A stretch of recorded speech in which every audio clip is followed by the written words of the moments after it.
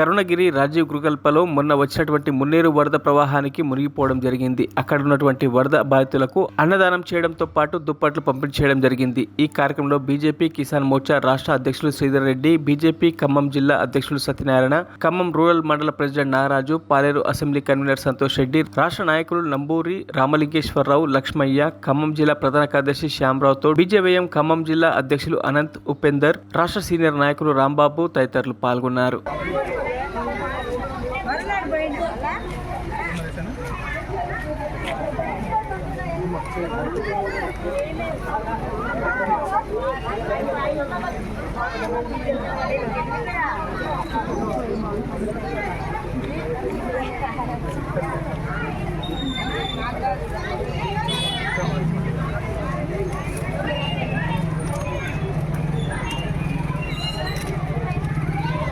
మరిన్ని అప్డేట్స్ కోసం మా ఛానల్ని సబ్స్క్రైబ్ చేయండి.